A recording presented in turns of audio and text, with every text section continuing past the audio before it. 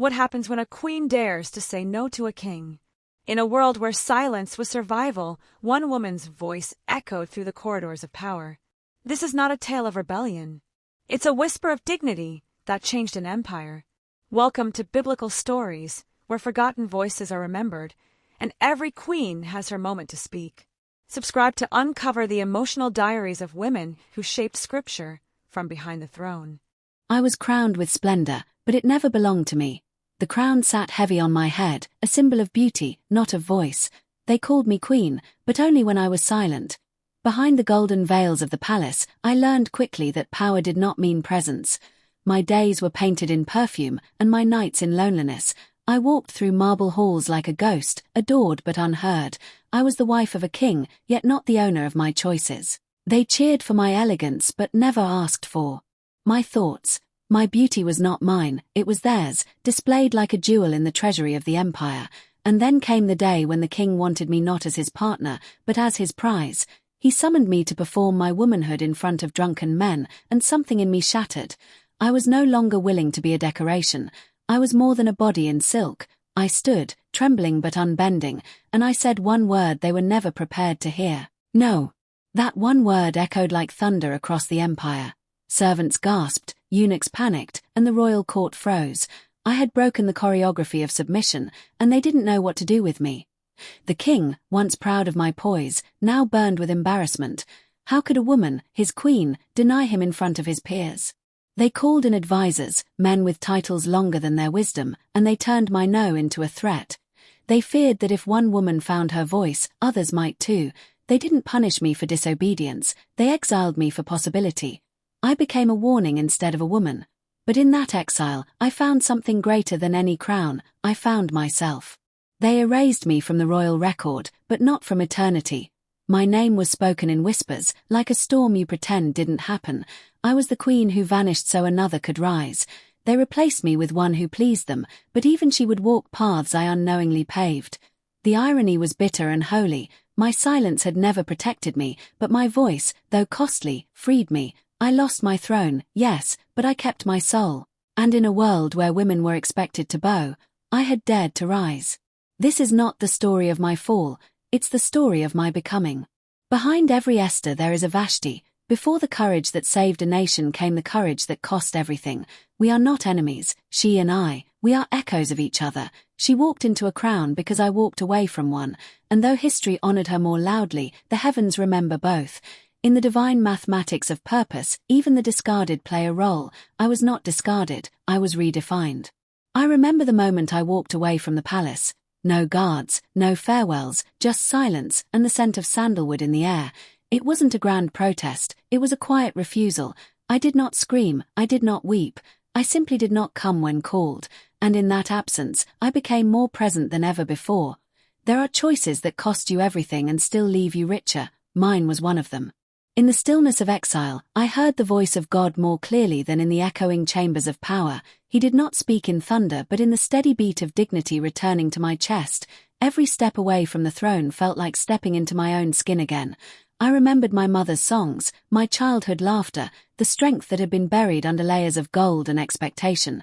I remembered that I was not made to be kept, I was made to be free. Freedom is not always loud. Sometimes it looks like walking away from applause. Sometimes it feels like losing everything people say matters, but gaining what truly does.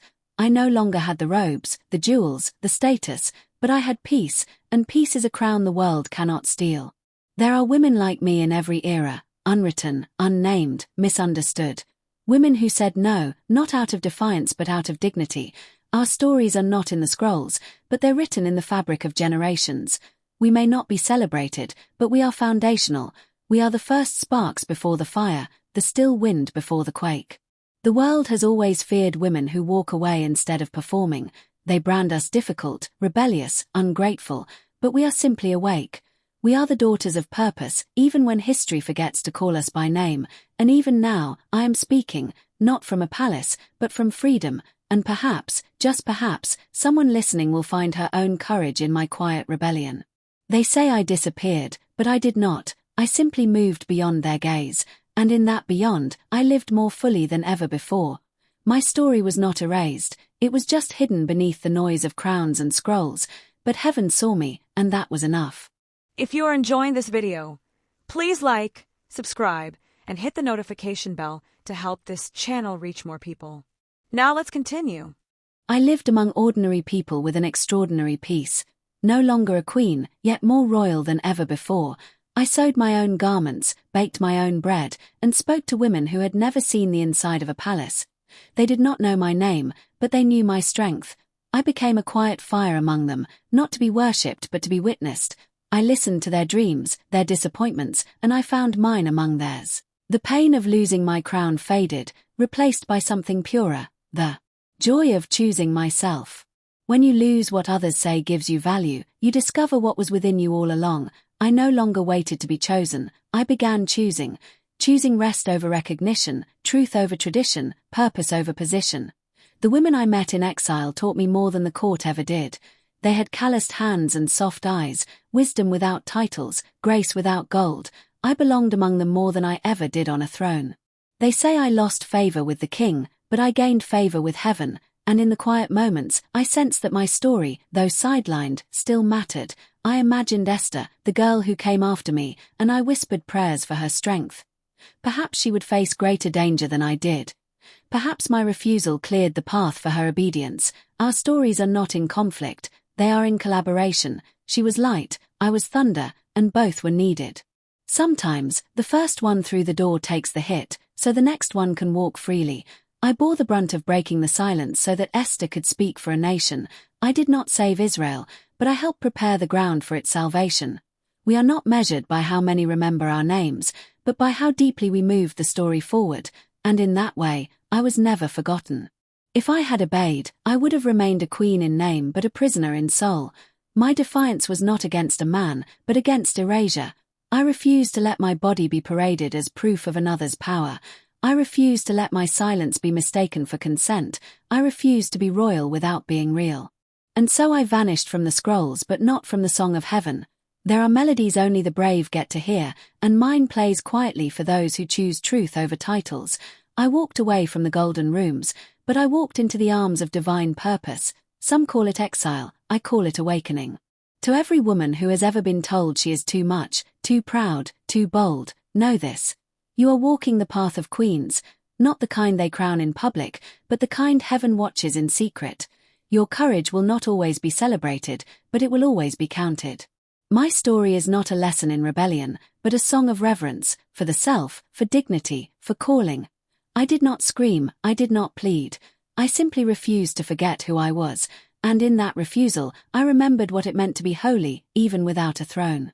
I am Vashti, the queen who disappeared so others could rise, the silence that thundered, the absence that taught presence. I am the one who said no, and in that no, I said yes to the divine. And if my story reached you, even centuries later, then perhaps I was never erased, only hidden for such a time as this. If Vashti's story stirred something deep in your soul, imagine how many more voices wait to be heard. Biblical stories exist to bring those voices back to life. Subscribe for more first-person journeys from the women who walked beside thrones, and sometimes walked away from them. Because sometimes, the most powerful thing a queen can do is say no.